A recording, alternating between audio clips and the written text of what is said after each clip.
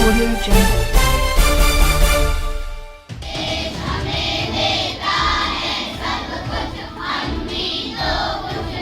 Story telling की आज हम बात करते हैं। कहानी के माध्यम से जो मानसिक विकास की हम बात करते हैं। नीवा हमारे बीच। पिताजी का नाम श्री मनीष गोयल है। भारत रत्न है हमारे ये बच्चे अनंत आनंदालय। जी हाँ, अनंत शैक्षणिक संस्थान के सेवा भावी प्रकल्प अनंत आनंदालय में नई पीढ़ी को संस्कारित करने तथा उन्हें देश, धर्म, समाज एवं संस्कृति से जोड़ने, निःशुल्क शिक्षा देने का अनूठा प्रयास प्रत्येक रविवार सुबह 10 बजे से दत्त मंदिर गोल बाजार में चल रहा है।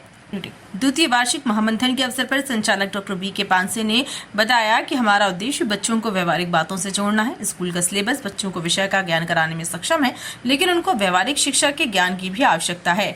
इस सेवा प्रकल्प में आचार्य अभिनेश भूमिका का निर्वहन कर रहे हैं। आपने कोविड काल से इस प्रकार की शिक्षा पद्धति का विकास किया था। देश के अनेक शहरों में आप बच्चों को संस्कृति से जोड़ने की शिक्षा देने के लिए जाते हैं। आप बड़ी कुशलता से नई पीढ़ी के बच्चों को मोड़ लेते हैं। खेल खेल में बच्चों को शिक्षा देना आपकी प्रमुख विशेषता है। इस कार्य के माध्यम से बच्चों में अनेक परिवर्तन आ रहे हैं। बच्चों की आदतों का विकास हो रहा है। दत्त मंदिर में आयोजित आनंदालय के द्वितीय वार्षिक महामंथन के अवसर पर शहर के धार्मिक, चिकित्सा, सामाजिक, राजनीतिक एवं सेवा क्षेत्र में कार्य करने वाले गणमान्य जन, बच्चों के माता पिता सम्मिलित हुए। साध्वी ज्ञानेश्वरी दीदी की गरिमामय उपस्थिति में आयोजन संपन्न हुआ। कार्यक्रम का आयोजन डॉक्टर दीपक साहू द्वारा किया गया। साथ ही समस्त आनंदालय परिवार इस दौरान मौजूद रहा।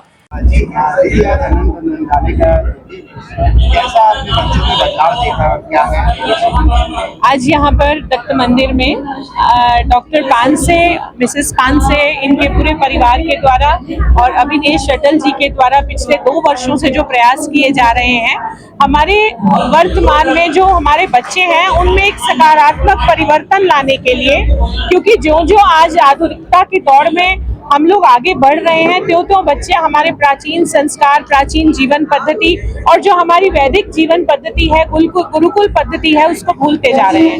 ये बड़ा सुंदर प्रयास है कि हम अपने बच्चों में अपने अध्यात्म, राष्ट्र प्रेम और पूरे समाज के लिए एक सकारात्मक पहल है इसमें कि हम अपने परिवारों को भी साथ लेकर चलें, हम अध्यात्म को भी साथ में लेकर चलें और उसके साथ साथ संस्कारों के साथ साथ राष्ट्रवाद जो हो वो बहुत इम्पोर्टेंट है। और बच्चों में अध्यात्म, संस्कार और राष्ट्रवाद, इन तीनों का एक साथ आरोपण करना ये बहुत सुंदर कार्य है, बहुत पवित्र कार्य है। मैं पूरे पांसे परिवार को बहुत बहुत बधाई देती हूँ, बहुत बहुत शुभकामनाएं।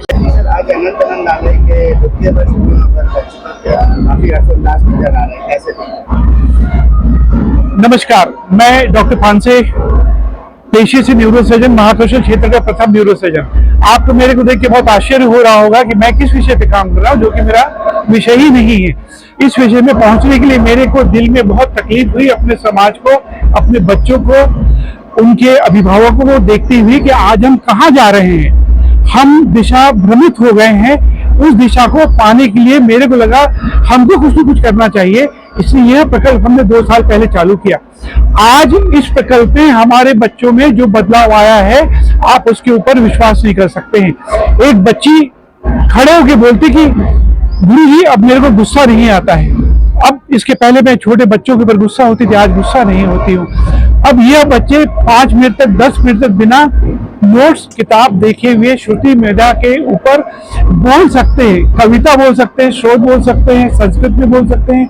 एवं इनकी रोज जिंदगी कैसी होना चाहिए, सुबह उठना, धरती को प्रणाम करना, माता पिता को प्रणाम करना, भोजन नहीं छोड़ना, टीवी मोबाइल के ऊपर हमारी पूरी कोशिश है, जोर है, यही एक जड़ है जिससे हम समाज में भ्रमित हो रहे हैं। उसके ऊपर हम लोग काम कर रहे हैं और उसके रिजल्ट भी बहुत अच्छे देखने को मिले। धन्यवाद। मेरा नाम डॉक्टर नचिकेत पांसे और अनंत आनंदालय के दूसरे वार्षिक महामंथन में आप सभी का स्वागत है। अब हमको 2 साल पूरे हो गए। एक जो हमने पहल चालू करी थी जिसमें 2 बच्चे थे, अब वो लगभग 150 परिवारों को जोड़कर लगभग 150 बच्चों के बीच का अब ये कार्यक्रम हो गया है। अनंत आनंदालय का मोटो है आज के बच्चे कल का समाज, आओ सवारे इनको आज। अब इसका मतलब केवल इतना सा ये है कि जो हमारे हिंदुत्व जो अब बोलते हैं कि भैया हिंदुत्व है, ये है सनातनी धर्म वगैरह, उससे ऊपर उठ के केवल और केवल जो अपने पुराने सांस्कृतिक वैदिक आचरण है उनके बारे में इन बच्चों को सिखाया जाता है। ये लैंग्वेज रिलेटेड नहीं है, ये धर्म रिलेटेड नहीं है, ये केवल आचरण रिलेटेड है। हमने हमारे वैदिक जो भी पुराने जो समाज की जो पुरानी सोचें थी, जो उनके श्लोक थे उसमें संस्कृत के जो श्लोक हैं उनको उठाया है, उनको आचरण में तब्दील किया है और कोशिश करी है कि बच्चों के दिमाग में हमारी जो पुरानी संस्कृति है एक बार फिर से चले।